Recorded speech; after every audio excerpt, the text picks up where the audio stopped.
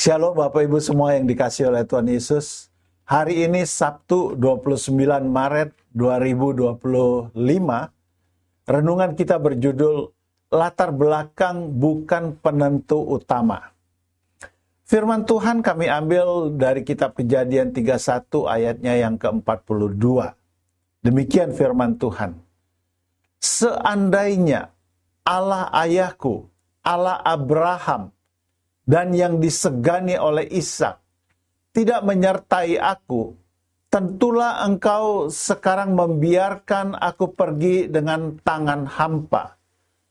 Tetapi kesengsaraanku dan jerih payahku telah diperhatikan Allah, dan Ia telah menjatuhkan putusan tadi malam. Kaum muda Tiongkok kini punya idola baru. Setelah Jack Ma, yang sekarang sudah jarang muncul, remaja dan kaum muda Tiongkok kini punya idola baru yang jauh lebih fresh. Namanya Guo Wenjing. Berbeda dengan Jack Ma yang berwajah biasa-biasa saja dan berlatar belakang anak keluarga miskin, Guo berwajah cantik dan memiliki latar belakang keluarga yang cerdas dan kaya raya.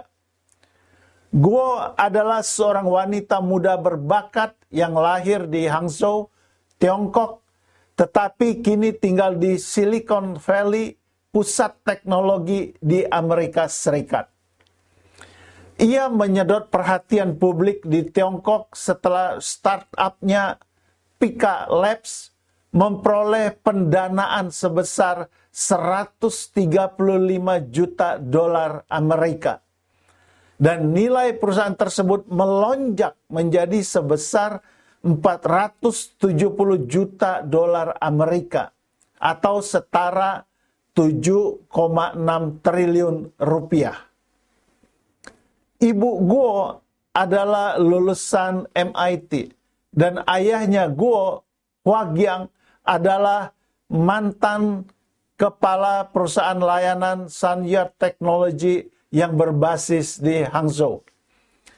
Guo memenangkan medali perak di Olimpiade Internasional Informatika pada tahun 2015 dan kemudian diterima di Universitas Harvard, di mana ia memperoleh gelar sarjana matematika dan kemudian master dalam ilmu komputer.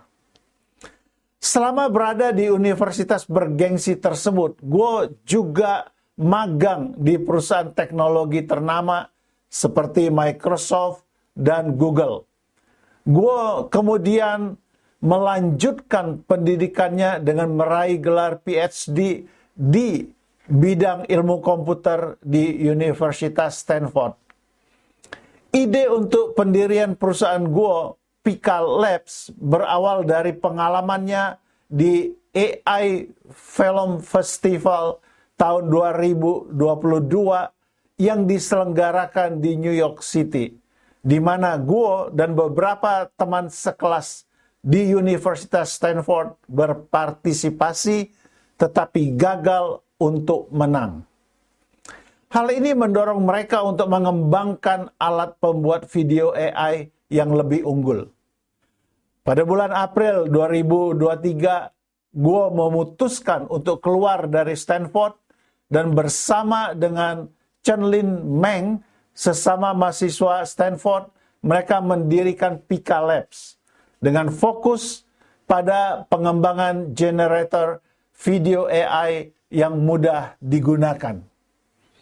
Sejak diluncurkan, Pika Labs telah berkembang pesat dan telah mengumpulkan dana pengembangan sebesar 135 juta dolar Amerika dengan penilaian pasar sebesar 470 juta dolar Amerika. Kesuksesan Guo jelas bukan hanya karena ia berasal dari keluarga yang cerdas dan kaya, tetapi juga karena hasil kerja keras dan prestasinya. Sebab ketekunannya belajar di program S1 dan S2 lah yang membuatnya diterima di program S3 Stanford University. Dan di Stanford inilah ia mulai belajar tentang teknologi AI yang kemudian membuatnya mendirikan perusahaan teknologi AI Pika Labs. Kesuksesan Guo merupakan rangkaian dari ketekunan, belajar, dan kerja kerasnya. Karena itu, sekalipun latar belakang keluarga kita biasa-biasa saja, kita juga bisa sukses asal rajin belajar, bekerja keras, dan tidak mudah menyerah. Yakub saja, orang pilihan Tuhan, harus tetap bekerja keras untuk bisa berhasil. Bahkan pernah ditipu oleh ayah mertuanya sendiri. Namun, Yakub sukses karena ia bekerja keras. Kata-kata bijak hari ini, latar belakang keluarga yang hebat tidak menjamin seseorang bisa sukses. Hal itu hanya bisa mempermudahnya saja. Mari Bapak Ibu sekalian, kita mengakhiri renungan kita dengan berdoa bersama-sama. Bapa, mampukan aku untuk bertekun belajar dan bekerja keras sehingga aku bisa sukses. Dalam nama Yesus, aku berdoa. Amin. Mari kita terus bekerja keras untuk kemuliaan nama Tuhan kita. Dan pasti Tuhan akan memberkati apa yang kita kerjakan. Selamat berakhir pekan. Tuhan Yesus memberkati.